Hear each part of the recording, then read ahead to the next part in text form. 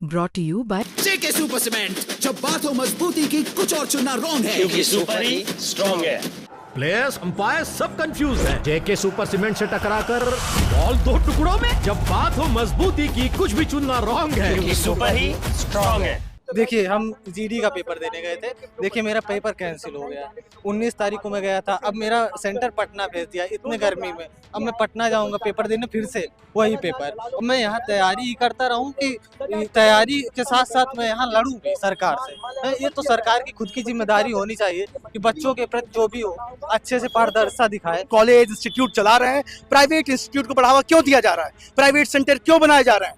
ऐसे सेंटर क्यों बनाए जा रहे हैं? अब 31 को जीडीसी का पेपर पता चला 600 किलोमीटर दूर रखा गया है। एक ही दिन दो परीक्षाएं क्यों आयोजित की जा रही? प्रतियोगी परीक्षाओं में धांधली और पेपर लीक होने के मामले में आज प्रतियोगी छात्र मंच ने आज ये कैंडल मार्च निकालने का जो है ऐलान किया है और यहाँ पर लोग इकट्ठा हैं, कैंडल हाथ में है और इनसे हम जानने की कोशिश करेंगे कि वजह क्या है और ये कैंडल मार्च क्यों निकाला जा रहा है। आज हम लोग संयुक्त प्रतियोगी छात्र हुंकार मंच की तरफ से पूर्व में ऐलान हुआ था।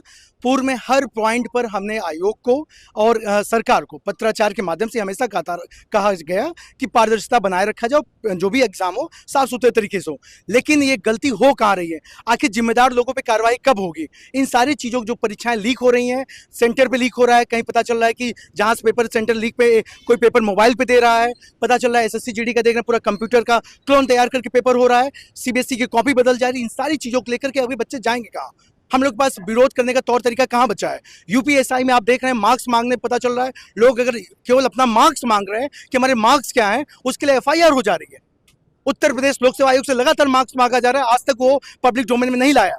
लगातार कोर्ट में कोर्ट हम लोग खेल रहे हैं, तो जाएं कहाँ, किससे मांगने जाएं? हमारे पास मात्र एक उपाय बचता है कि हम लोग सड़क पे आकर के जो संवैधानिक दायरा है उस दायरे के अंतर्गत अपना विरोध प्रदर्शन करें। उस विरोध प्रदर्शन के थ्रू हम चाहते हैं शासन इस मामले को संज्ञान में ले और जो मामला हमें सड़क पे न उतरना पड़े, शासन इस कार्य को पहले ही करे।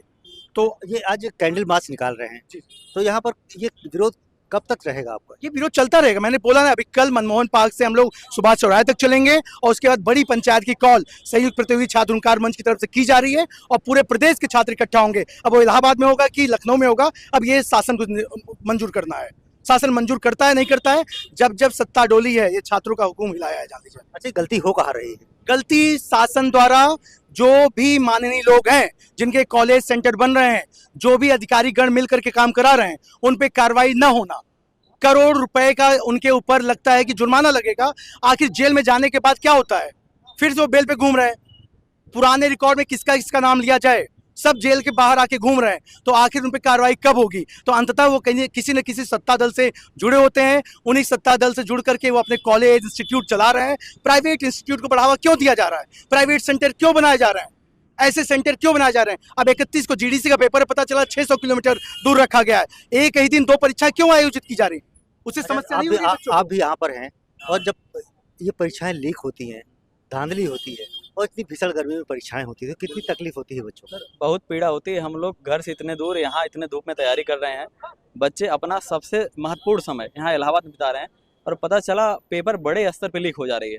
और पेपर किसी एक पेपर का नहीं है, लेखपाल लीक हुआ, SI में कटाप इतना ज़्यादा चला गया, SSC GD अभी सीता सुनीता वहाँ पेपर रद्द हुआ, तो ये अनवरत चल रहा। अच्छा, अभी पिछले साल अध्यादेश आया, उसमें आया कि जो भी पकड़ा जाएगा नकल कराते हुए 1 करोड़ रुपए जुर्माना, 10 साल का कारावास।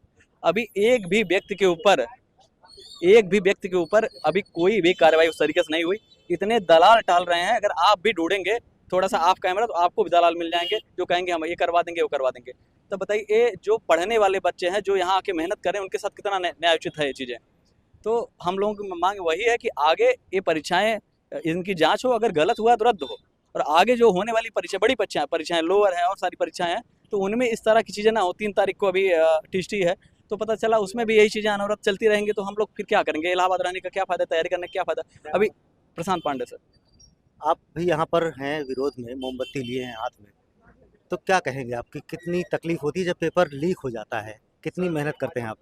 सर, हम पहली बात, कोई भी वैकेंसी आती है तो कम से कम सामान्यतः एक साल तो ले ही लेती है फाइनल होने में। वो भी फाइनल होने में 1 साल ले लेती है। उसके बीच में धांधली हो जाता है और धांधली समय भी बढ़ा देता है। हम बच्चे यहाँ इतने लू में आके यहाँ तप रहे हैं, उसके लिए हम लोग देखिए हम जीडी का पेपर देने गए थे।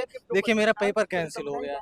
19 तारीख को मैं गया था, अब मेरा सेंटर पटना भेज दिया इतने गर्मी में। अब मैं पटना जाऊंगा पेपर देने फिर से वही पेपर। अब मैं यहाँ तैयारी ही करता रहूं कि तैयारी के साथ साथ मैं यहाँ लड़ूं भी सरकार से। ये तो सरकार की खुद की जिम्मेदारी होनी चाहिए कि बच्चों के प्रति जो भी हो अच्छे से पारदर्शिता दिखाए और सभी जो भी वैकेंसीज हो उसको पारदर्शिता से फाइनल करे और जल्द से जल्द करे। अच्छा, कितनी तकलीफ होती है, आप लोग इतनी मेहनत करते हैं और पेपर लीक हो जाता है? बहुत तकलीफ होती है सर। मैं अपनी पूरी मतलब ये जो युवा अवस्था है पूरा पढ़ाई में निकाल दे रहे हैं और उसमें भी ऐसा धांधली हो जा रहा है, फिर से री एग्जाम हो रहा है। बताइए क्या किया जाए। इस सरकार से हम लोग यही मांग है कि पूरा पारदर्शिता दिखाए और आगामी कोई भी परीक्षा हो तो उसमें भी कुछ ऐसा मतलब कानून बनाया जाए ताकि सख्त से सख्त कानून बनाया जाए ताकि जो है सभी पारदर्शिता दिखाया जाए और आगे से ऐसा लीक ना हो। क्या नाम है आपका? प्रीतेश त्रिपाठी। आप भी यहाँ पर हैं, इस प्रदर्शन में शामिल हैं, क्या कहेंगे? सर जो भी वैकेंसी लीक हो रही है, जितनी वैसे सीजीडी की हो रही है, यूपीएसआई का जो स्कोर कार्ड जारी नहीं हो रहा, ये सब सर बहुत मतलब सरकार इस पर निष्पक्ष तरीके से अपना जांच करे और जो भी इस पर मतलब जो भी इसमें दोषी पाए जाते हैं उन पर जल्द से जल्द कार्रवाई। अभी हाल ही में नीट की परीक्षा लीक हो गई है सर, उसमें मतलब बच्चे 2-2 साल करके तैयारी करते हैं, हमारी छोटी सी तैयारी करी है कई साल, वो पूरा डिमोटिवेशन हो गया सर।